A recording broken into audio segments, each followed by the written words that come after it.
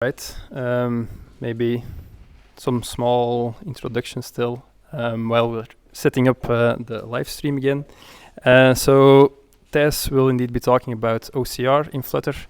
I think we've had a similar talk in the past, or a little bit similar. So nice to see another perspective maybe. So take the stage. All right. Who was that guy who... I'm not sure. Because I have so many questions for him. All right. Hello, everyone. Again, it's me. I'm Thijs, Flutter developer at a research party at Howest. Started working as a developer only last year, so I made a sort of career switch alongside my career as a working man. And I would like to take you through my first application I developed as a software developer, which used object detection and OCR in Flutter. So first of all, short introduction about Cyber 3 Labs, the research group where I work. Then I will give you an introduction about Lambrecht Trailers, the company for which we did a research project. And then, of course, I'll going to do a little bit more deep dive into object detection in Flutter. And not only the Flutter part, because I hope that many of you haven't used object detection in Flutter before, correct me if I'm wrong.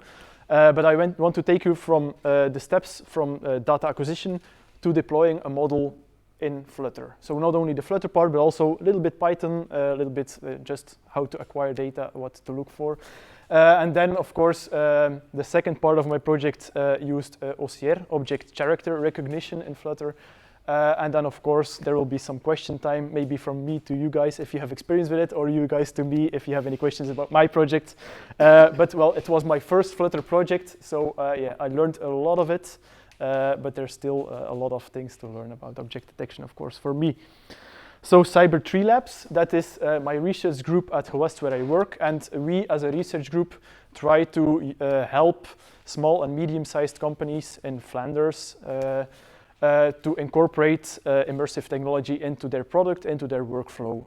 With immersive tech, I mean artificial intelligence, Web3, blockchain, AR, VR, XR. So all that stuff we try to innovate in. Now, Lambrecht Trailers. Who is Lambrecht? Lambrecht Trailers, I'll pause the button a little bit, is a company who makes, of course, trailers, which are used to transport dry bulk goods to their customers, or to customers. And with dry goods, I mean flour, dry animal food, etc., etc. And every trailer has multiple compartments because they just do a tour towards all customers and deliver product on site, all different products.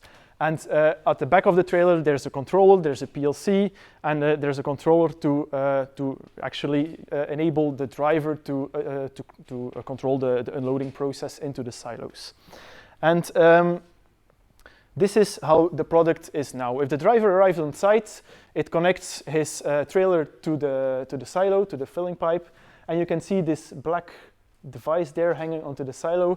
That is actually a device that makes connection with the controller and does a cross-check to make sure the driver connected its hose of the trailer to the correct silo. Because if you put wrong product into the wrong silo at the customer, that can be a very costly error, of course, especially sick animals, maybe dead animals, or the wrong product in your food you are producing.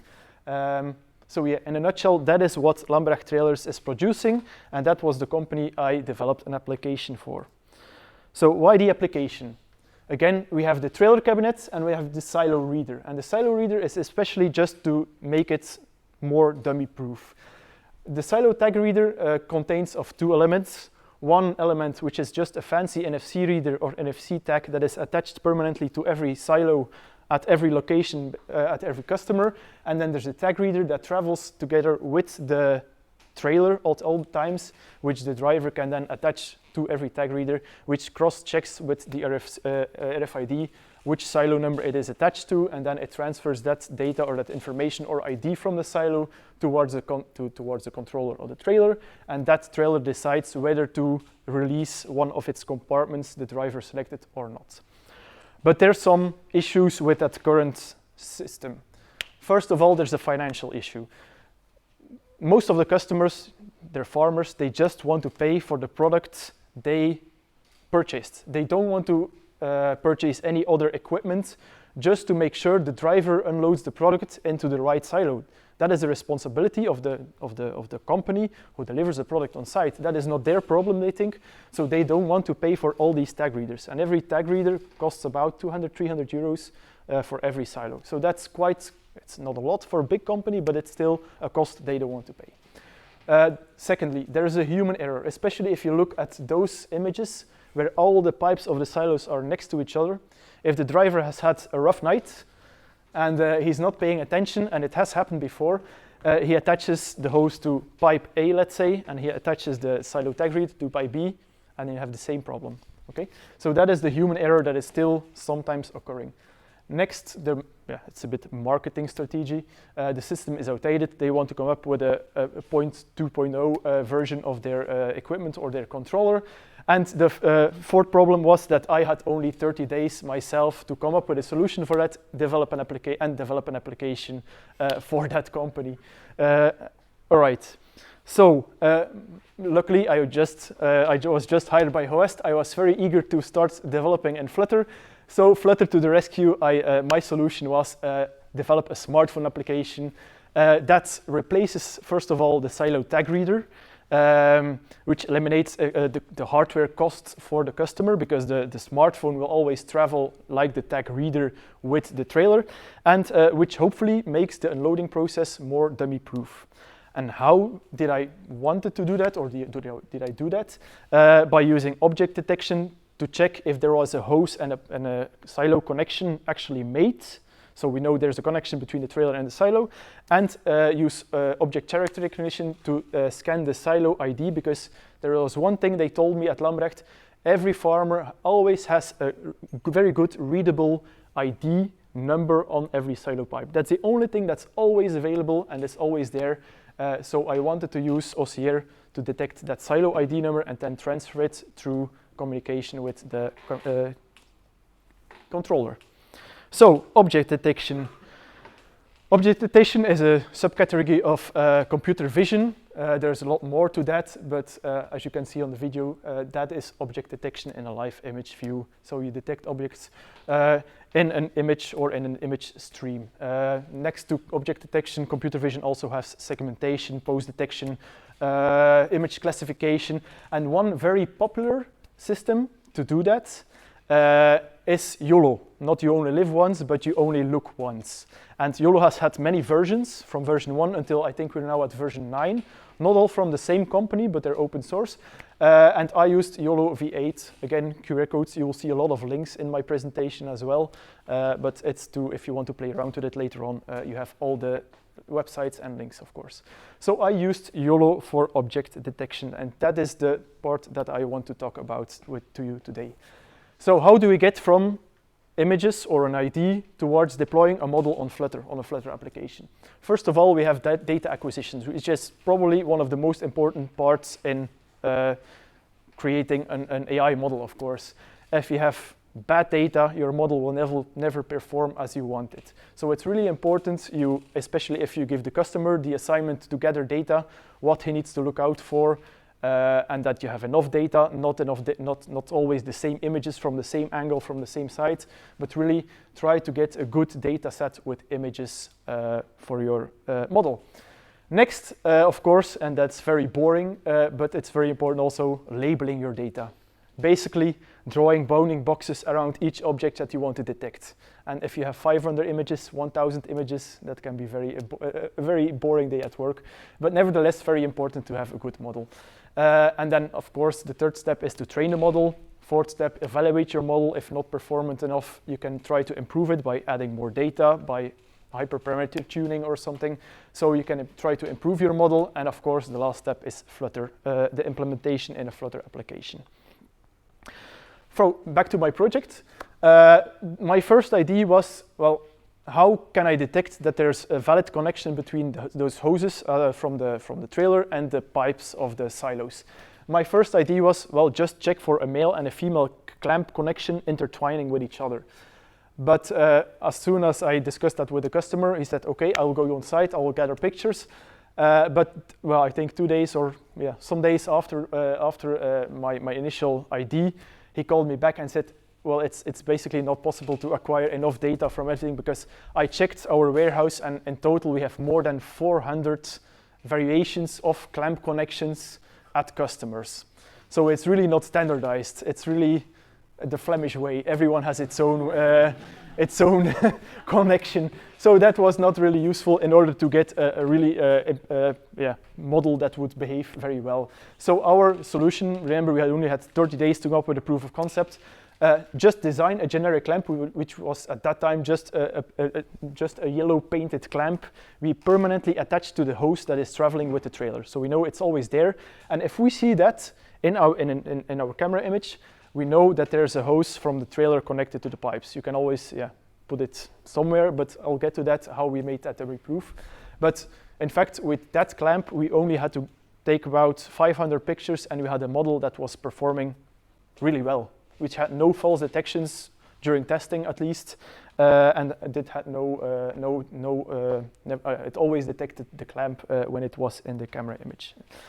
So the labeling part, again, the boring part. Many tools available if you want to try it out. I used Supervisely to do it. Just upload your entire data set and start drawing bounding boxes. It's an online tool, but there's many others online. You have CVET, and also if you want to do it offline, you have, for example, label image, which is just a Python code with a UI. But also I played around with it afterwards, before this demo, and it's also very user-friendly to do. The links are attached at the end of the presentation if you want to go, if you want to play with it. After you have labeled your data, you have to export that data set again, especially if it's online, of course, and get it back on your computer to start training your model. If you export your data set that is labeled, you'll probably have some folder structure such as this. Both a folder with images containing images and a folder containing labels. And each folder has two subfolders, a training set and a validation set. Training set, of course, is used during training. The validation set is used after every iteration over all the images. When your model is training, it will use images that it has never seen before, of course, to evaluate your model to see if it's actually training on the right pixels on your image, of course. So these are the training and validation set. And most of the time, you put between 10 or 30% of your images in your validation set from your training set. Depending on how much images you have, you can play around with that. The labels are just TXT files. And they have, so don't play around with that folder structure if it's important, otherwise it won't find those folders again when training. And also don't play around with the file names, because every TXT file has the same file name as the image, the corresponding image on which you drew the bounding boxes. And then every TXT file has just, for every object you annotated, one line of numbers, and every line has 5 numbers or values. The first one is the class number. If you have multiple objects, like I want to detect the smartphone, you have 2 classes. This will be class 0 if I started annotating for this controller, and then this will be my first, my class 1 for in my labels. And then there's 4 other coordinates, let's say, and that is the first 2 are just the center of the bounding box you drew. Not in pixels, but in percentages of the total width and height of the image. A little bit confusing at the beginning, but it's always a number between 0 and 1, of course, okay? At least this is for training your models. Can be different for other models. So wanted to say that. So the width and height are the first 2 numbers of the center of the bounding box, and the 2 last numbers are then the width and the height of the bounding box you drew, also in percentages of the total width and height. So just you understand what those labels are and what they mean. When you export your dataset, there's also a YAML file added, and this is just the configuration. So if you start training your model or your Python code knows where to find that training dataset or your training images and your validation images. If it knows the images, the path of the images, it automatically knows, okay, there's also a folder labels, and that is why you can't change the folder structure, at least with YOLO V8, because it always assumes that this is the folder structure it is using. Okay, is everyone still following? Just a quick check. Yeah, okay. Then we come to the Python part, and luckily you don't need to know with YOLO a lot of Python in order to train a model successfully. 4 lines of code, and that's all it takes. Of course, you need to pip install Ultralytics package, but then it's just downloading a pre-trained model, because if you want a good object detection model, you won't be, well, most of the people won't be starting from scratch, defining all their neural layers. They will just download a pre-trained model used for object detection, and then they will just retrain the last layers just to train that pre-trained model to detect the images or the objects that you want to detect, of course. So that is the first one, is to download that model, to have it on your computer to retrain it. Then we train the model. You just provide the path to your YAML file, so it knows where to find the images and the labels, and you define the amount of epochs. At my demo, I can see it's now at 1. This won't work. I think for Lambrecht, for the project, I set it to 300 epochs, and epochs is just the amount of times your model will see every single image in your data set. Okay? With YOLO, you don't need to think about it that much. It has early stopping. If it notices after 70 epochs that it isn't improving for the last 10 epochs, then it will just do early stopping and tell you, okay, I didn't notice any improvement. If you want more epochs to train a better model, you should probably add more data or do something with your data. So it still notices more improvement. So I set it at 300 epochs, but it stopped after 150 epochs, for example. And then the last part, you can see the pre-trained model is a PT file, .pt extension. You cannot use it in mobile applications. You still have to convert it into an extension that you can actually use with your package. Most of the time, that's a TF-Lite format. Okay, so that last line is to export it so we can actually use it in a Flutter application. And then we come to the Flutter part, of course, deploy that model. And there is one particular package that was very good for me, for my project at least, and that was the Flutter Vision package, because it's specifically developed to manage YOLO v5 and v8 models. So that was perfect for me. Just don't add to, of course you add your model to the puspec.yaml file or the folder structure, of course, you put it in your assets folder. And then you have to create a txt file yourself, just with the names in it. Just every object you want to detect, you have to just write a name, what you want to detect. Because if you want to, for example, like you saw in the video for object detection, you want to say, hey, that's a fish. You need to add fish to that txt file. Very simple, very straightforward. But don't forget to add it. Because if you, I'll come to that. So yeah, how do we deploy that to a Flutter application? First of all, you probably all know the camera package. We use it all the time. So you just initialize a camera preview or a camera view. And as soon as that camera view is initialized, you will load your model. And for that, we'll use the Flutter Vision package. There's a method in that package, load YOLO model, very straightforward. You just provide the path to the labels file you just created. You provide the path to the model. You convert it to a TF-Lite format. And then you just tell it it's a YOLO v8 or YOLO v5 file. And that's it. There's some other parameters like quantization, number of threads, and GPU. You don't have to set those parameters, but you can play around with it. Quantization is to make your model it's a little bit less performant, not much, but you will save some battery life if you put that on. So yeah, it's a little bit less performant, but I don't notice anything about performance if I set it to true that flag. Number of threads, don't put it too high, otherwise you might run out of memory. 1 or 2 is more than sufficient for YOLO.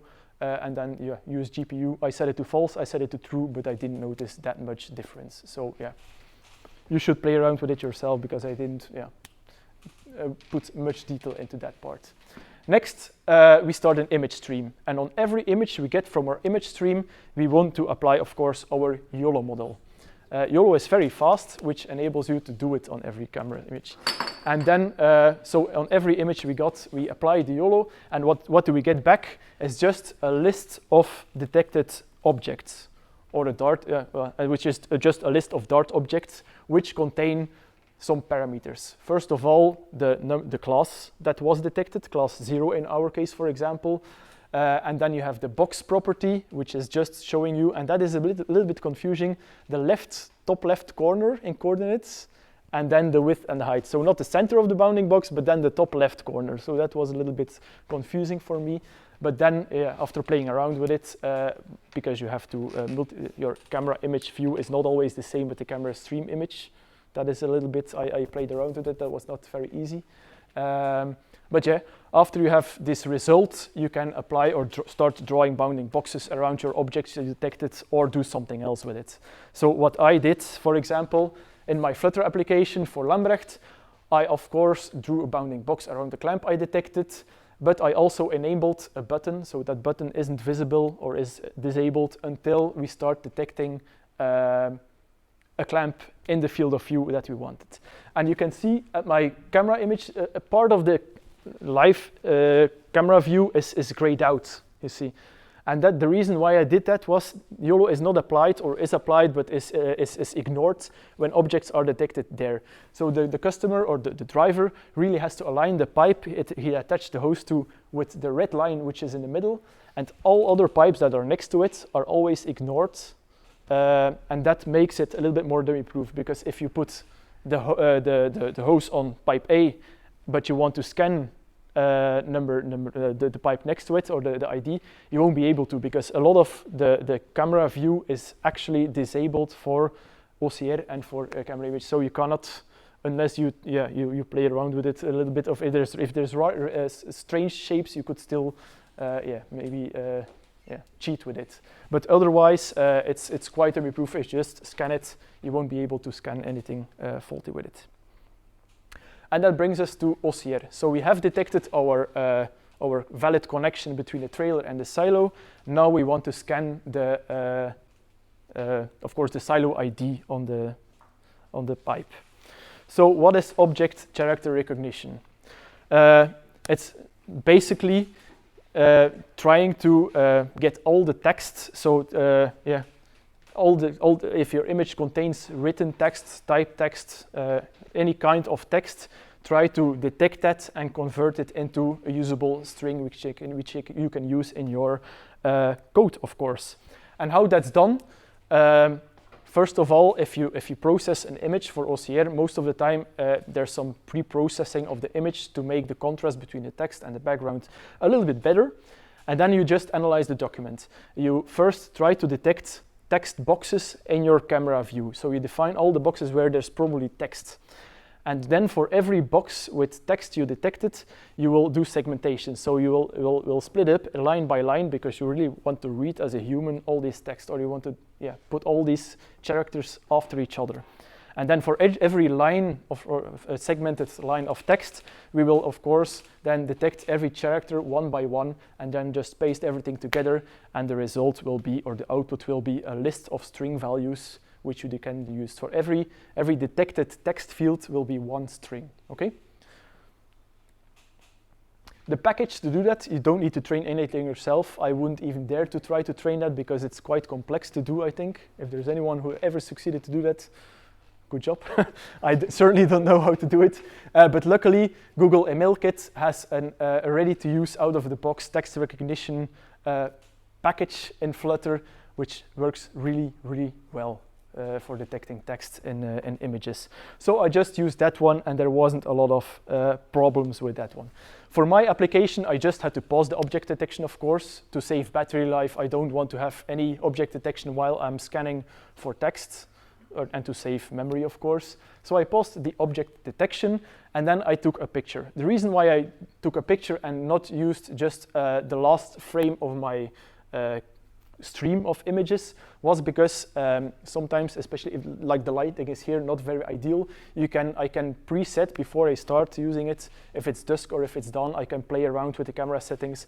I can save them in my application, and I can apply that when I'm trying to find text in the image.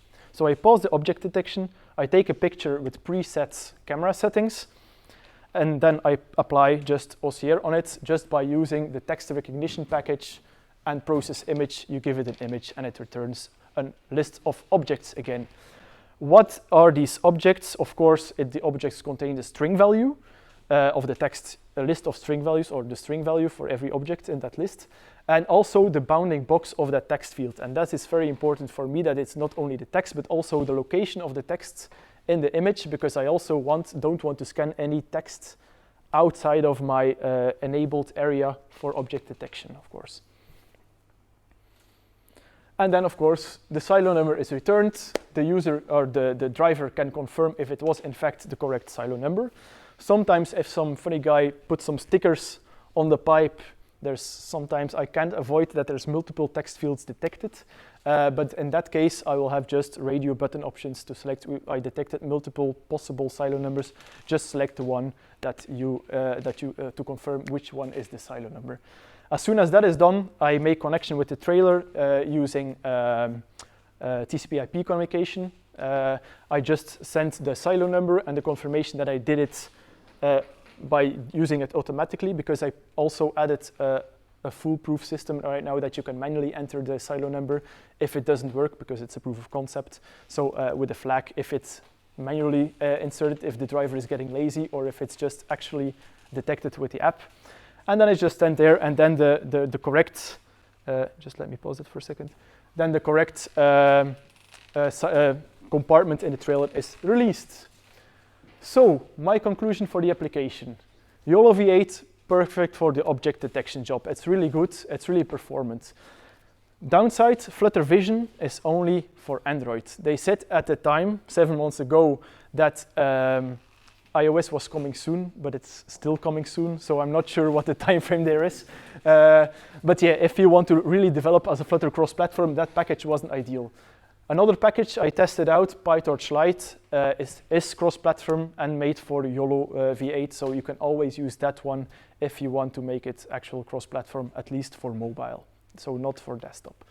The downside also for object detection on your phone is the packages, they result in a large build size for your APK. It's not an exception that it's 100 megabytes in size if you build a release APK. Luckily, if you want to steal, because there's a limit on the Play Store if you upload an app to 100 megabytes, if you provide the ABB package, they can split it up for every chip architecture, and then it's around 60 megabytes, so you can still upload it to the Play Store if you want to. OCR, well, turns out not ideal for large single characters. Luckily, it was a research project. We can say it's not ideal. We don't have a product. We have just a proof of concept. But especially when you have dusk or dawn, it's difficult to detect very large text compared to the total image view, and especially if it's just a single character. Then it's not always detected as text, so OCR is not applied on it, especially if it's a little bit bent around the pipe. Furthermore, that's becoming sometimes difficult. But yeah, sometimes it doesn't work. So yeah, another solution we explored, but that would extend our 30 days of development, was of course try to actually use object detection and really try to detect silo numbers and train a model for that, an OCR model for silo number recognition actually. But that will take me too far into 30 days of development. This is a link overview for all the packages. So for YOLO V8, there's 3 packages. The Flutter Vision I used. PyTorch Lite is cross-platform for for iOS and Android. Ultralytics, the creators of YOLO V8 itself, also released a package recently, and I tried it and it didn't work. So I wouldn't advise. I hope they will improve it, because their native Android package did work very good.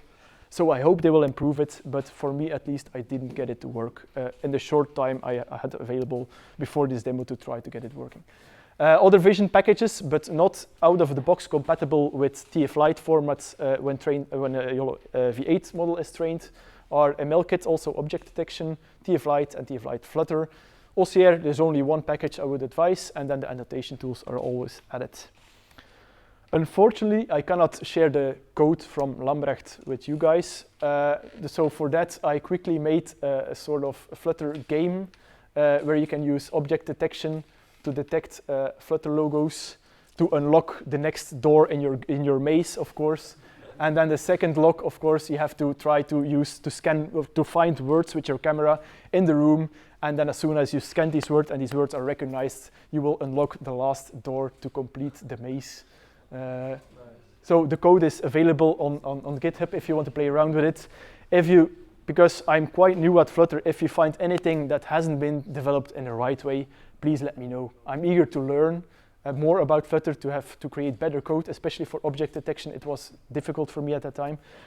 So really let me know if there's any improvements. I'm always eager to learn.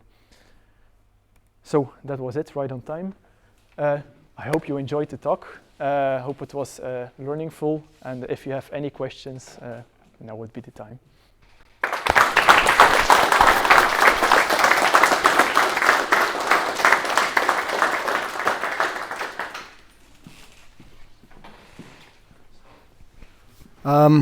Awesome talk and awesome project. So let me know if you're ever hiring. But what I'm curious about is like, would there be a way that we could also get rid of the usage of a phone to do this? I can imagine if you're connecting these pipes and then maybe you're wearing gloves and stuff like that, it might be hard to use a phone for that. Yep. Would there be any ways to like maybe have a camera installed on the vehicle or on the pipe, or? Yeah, that would be possible, just if the driver always approaches the pipes from the same angle, of course. There's a solution to everything, so we could use maybe tracking or detection even to like, let's say, check if the camera is, or where the pipes or the silo is, in fact, or where the driver is, in fact.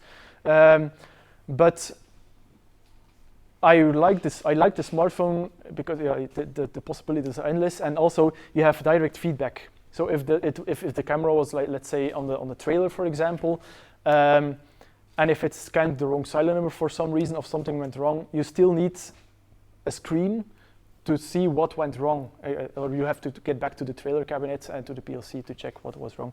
But I'm sure there are many ways to do it. But yeah, like I said, I was very, very happy to start developing in Flutter, so I chose for the application. Yeah. All right, awesome, thanks.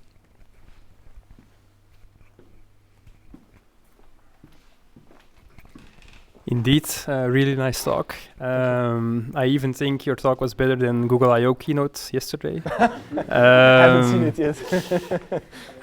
But my question maybe is related to MLKit and Firebase. I think MLKit is also hosted on Firebase. I think there's also object detection on Firebase. Did you try that as well? No internet connection on site.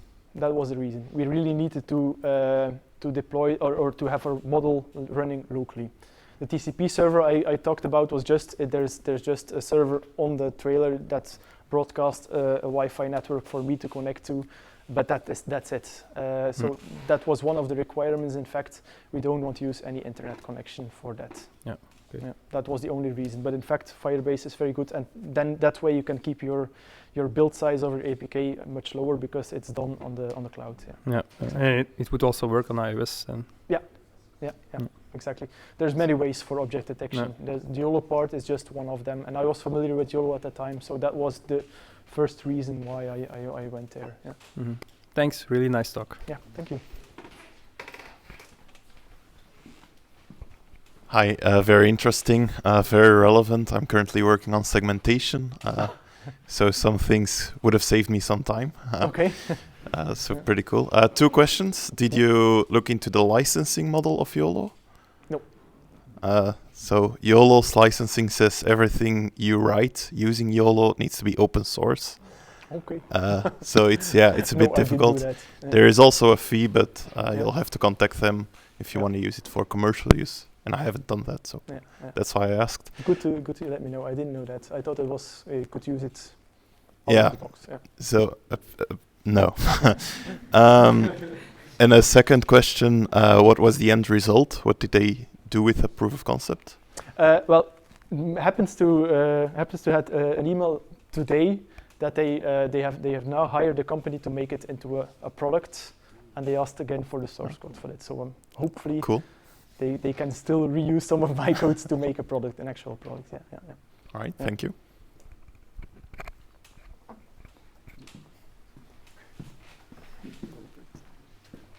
Hi. I just a small question. Do you have an idea on the impact on the battery life of your device? No, I don't have any numbers, but it does impact your battery. You just can feel it if you doing object detection and while testing, for example, and if it's running for, let's say, 10 minutes, it gets heats warm. up. Okay. Yeah. But luckily for this application, it's all done in under a minute. It's really quick. It's just scanning, it's detecting, buff, OCR, it's that the number, okay, send, and that's it. So for the application, and especially, and I didn't mention that, but one of the things with a smartphone, of course, if you're a driver and you're going from site to site, one thing I implemented was you scan the image, or you scan the silo, it gets done, and then you want to go to the controller to start regulating the unloading process. You put your phone away somewhere. If there's something, you put it there, and then you're ready, and you start driving to the next customer. You arrive on site, and then, oh shit, I forgot my my smartphone. So what did we do for that? So the trailers are always locked. The locks of the trailer are always on, and it always needs to be back in its loading tray at the trailer cabinets. It detects if it's loading, and it sends a signal again over TCP/IP to say, okay, I'm back in my loading tray. You can unlock the trailer wheels, so you can't depart unless your phone is back again in the loading tray. Yeah, that was really. You can override it in the controller, of course, but you need to do if it wouldn't work for some reason. So I made sure they could still leave. But yeah, so that was the reason. Not sure what the original question was again, but yeah. Yeah. Okay, cool. Yeah. You mentioned that package that was only available in Android. Flutter Vision, yeah. Yeah. What's been your experience so far with regard to Android-specific and iOS-specific issues and Flutter in general? Can you repeat that again? Sorry, I wasn't prepared for that question. Yeah. Have you had many issues that were just coming from the Android side of mobile or just iOS? No, not really. No, not many issues. Yeah. Right. Sorry. Yeah. No. Do you? Or no, I'm just looking into Flutter development. Yourself. Yeah. What I find most of the time, if it's packages that are well supported, and you can they really show it to you how many likes, how many points, or how you call it. I'm not sure what the word is. Really, just analyze the package. You can see in one view what platforms it supports, of course, how popular it is. Sometimes it's tagged as Flutter favorite, and if these are all indications that it's well supported and it's good, and then you won't have any problems with it. I started very briefly with native Android before I started studying Flutter. I'm self-taught, so I had to do it all myself, and I had a lot of more problems developing a native Android than I had with Flutter. So if you're familiar with Android and iOS, Flutter will be a walk in the park for you. Yeah. That's nice to hear. Yeah.